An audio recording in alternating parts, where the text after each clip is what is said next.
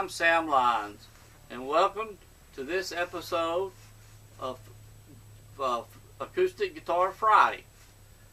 In today's lesson, we're going to talk about a couple of different things. First of all, I want to go over the 4 most popular chords that you will find being used in the key of C. The 4 popular chords in the key of C. Now these are going to be played the traditional way. I'm showing you the traditional way to play these chords. The first chord is going to be the C chord. Now the C chord, you're going to have your your first finger on the 2nd string, 1st fret. 2nd finger on the 4th string, 2nd fret. And your 3rd finger on the 5th string, 3rd fret. Now remember, when I say on the fret, not on top of the fret, just right next to it. Okay, so the 1st finger on the 2nd string, 1st fret is right next to it. Not on top, not past it, right next to it. On the side that the nut is on, this white piece here. 2nd finger, okay, 4th string, 2nd fret, right next to the fret. 3rd finger, 5th string, 3rd fret, right next to the fret. Now this is a pretty good stretch. It's going to take a little practice to get used to. But that's the C. C chord. And when you strum, you're going to try to strum the first 5 strings and not the top string. But it's okay if you strum the top string to start with. Probably will be doing that because you really won't have control of your pick at this time. But it really won't matter. But try to strum the first 5 strings. C chord. The next chord is the A minor chord. Now to go from C, okay, to A minor, your 1st and 2nd finger stay where they are from C. Just move your 3rd finger to the 3rd string, 2nd fret. Now when you make that move, your 2nd finger will move up just a little bit away from the fret so your 3rd finger can come down on the 3rd string, 2nd fret. A minor. So you have the 1st finger on the 2nd string, 1st fret, 2nd finger on the 4th string, 2nd fret, and your 3rd finger on the 3rd string, 2nd fret. A minor. Okay? A minor. Now we're going to show you the F open chord. Now the F chord is one of the hardest chords for any beginner to make. Even some accomplished players never are able to make the F chord sound real clear. And so the way I'm going to show you today, we're going to call it the F open chord. And what we're going to have, what you'll have here is you'll have the 1st finger on the 2nd string, 1st fret. 2nd finger on the 3rd string, 2nd fret.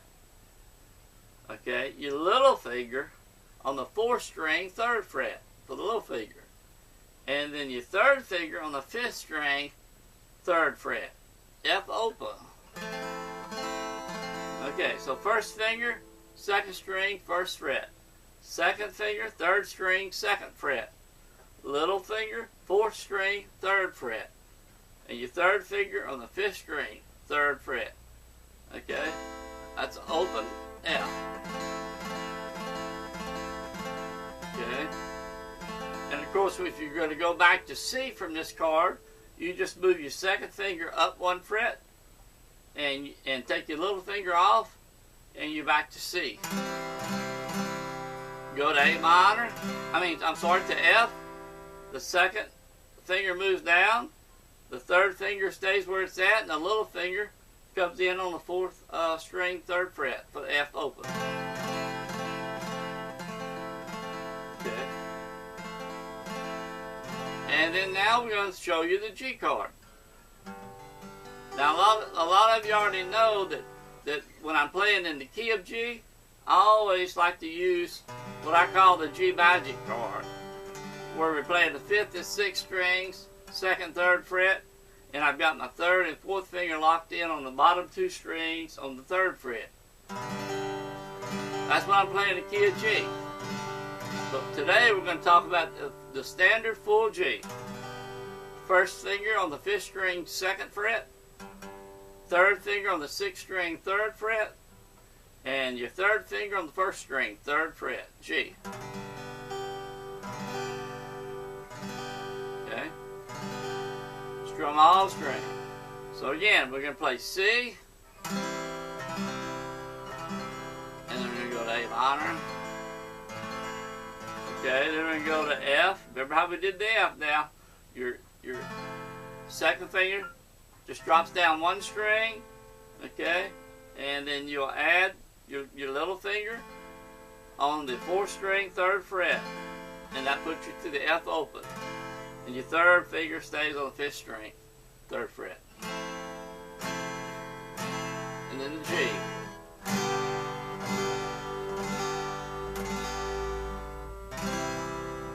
Alright, strum along with me now. I like to use a single camera. You'll see a lot of fancy videos showing multi-angles and that sort of thing. The reason I like to use a single camera, like I do here, is that I'm acting as if you were right here across from me, taking the lessons one-on-one. It's more personal this way, and that's just the way I like it. And I think you get more out of this type of video than shooting all kind of angles. You're trying to keep up with what they're doing camera to camera. Okay, so what we're going to do, strum along. We're going to 4 strums down, starting with a C. A minor, all you got to do is move your 3rd finger to the 4th string. To the 3rd string, 2nd fret. So you got C. Move your, again, 3rd finger to the 3rd string, 2nd fret. Along with the other 2 fingers, you're on A minor. Just that 1 finger moves. 3rd string, 2nd fret for A minor. And then we're going to go to F. Remember how we're doing the F. 1st finger, 2nd string, 1st fret. 2nd finger, 3rd string, 2nd fret. Little finger, 4th string, 3rd fret. 3rd finger, 5th string, 3rd fret. F open. And then go to G. And again, G is the 5th string, 2nd fret. 6th string, 3rd fret. 1st string, 3rd fret, G. That's it. Let's go 4 strums for each chord. 1, 2, 3, 4. A minor. 1, 2, 3, 4. F. G. One more time. C. A minor. F. G. Back to C. Now what you'll want to do is practice these chords. When you sit down to practice them, pick 2 of them out to start with. Say the G and the C, and just practice back and forth until you can get smooth from one to the other and have the chord sounding right where you don't have any dead notes like that. Okay? G to C. And then you can go maybe C to G. Or C and A minor. Just practice them in combinations of 2 in various patterns. In other words, not C, A minor, F, and G all the time. You might want to take the F, okay, and the G. F and the G back and forth. And then add a 3rd chord. Once you get the 2 down together in variations, then you play C, A minor, then F. C, and then C, A minor, F. Then add the 4th chord. And then you should be able to play all 4 chords after a little bit of practice. Again, I like to say 15 minutes a day is minimum practice. That's enough time to get the feel of the guitar. Remember your memory setup, coordination set up in your mind for the day before. And 15-20 minutes minimum a day, and you should have no problem learning how to play the guitar. Also, one other thing I want to talk about. I will put a link down below in the description, and it will take you to where you can get what I call the ultimate guitar chord chart. It's a unique chord chart. It's going to have a bunch of songs on it, and it's going to lay them out, telling you what each group is. Really a fantastic chord chart. So I'm going to have a link to it called the Ultimate Guitar Chord Chart down below. I will also, in the description, have a link to my step-by-step Best Beginner Guitar Lessons course. That's on my website, my homepage of my website. And this is a step-by-step, 38 of step-by-step lessons. It's the same lessons that I use today and have been using for over 36 years to teach guitar. And as if you were coming here one-on-one taking lessons with me. It's a very valuable course, and I'm offering it to you absolutely free. It's about 36 weeks of lessons if you were coming here to my studio, and it would cost you close to or a little over $1,000. Same full lessons just for you. And the link is down below in the description, bestbeginnerguitarlessons.com. If you're having any trouble with anything specific in your learning guitar, put it down in the comments. Tell me what it is, and I'll respond to it. And maybe by you asking the question of what you're having trouble with, it will help someone else at the same time. So put your comments below. If you're here for the first time on my YouTube channel, be sure and subscribe. If you like my videos, like what I'm doing, and I'm helping you learn how to play guitar, share with your family, friends, and all your guitar playing friends. Every Friday I'll have this acoustic guitar Friday, and we'll be sharing all types of tips and new lessons and tricks and all that sort of thing. I think you're really going to enjoy it. The feedback I've gotten so far has been really, really positive from all those who've come so far. And I invite you to check me out every Friday. Plus, I put new videos, new lessons on YouTube at least once a week. Most of the time, twice a week. And I want to hear from you. If you have any kind of breakthrough, like you put the strings on your guitar for the first time, you're able to change strings, you play your first chord or chords, play your first song, anything like that. That you made a breakthrough on, put it down in the comments. I'd like to have your participation. I'd like to hear from you. And by you sharing this, we'll all get benefit of that, and we'll help each other that way. I believe that's all we have for today. One other thing I would like to cover. One of my students emailed me, and we're talking about the notes on the E string. And I'm just going to quickly go over 3 notes on the E string today, and I'll cover more later in another video. But you have 2 E strings. The little string at the bottom is an E string. The big string up top is an E string. They're both E strings. One's a bass E, one's a treble E. Open, that's E on the big one. Open on the bottom one, the little one, that's E. They're both E. Low, high. Okay? Same thing's going to apply to the note pattern. If we have E, and you put your finger on the 6th string 1st fret, you have F. Okay? E, F. And if you slide that up to the 3rd fret, you'll have G note. E, F, G. E, F, G. Okay? Same thing will apply on the 1st string. E, 1st fret, F, then 3rd fret, G. E, F, G. Okay? And you just go E, F, G, F, E, F, G, F, open. F, G, F, open. And you can practice that back and forth until you're able to get smooth from one to the other. And the best way to do this is use your 1st finger and your little finger or your 3rd finger. I use my little finger for the 3rd fret movement. So I use my 1st finger on that first fret, I use my little finger when I go to the third fret. On both here and here.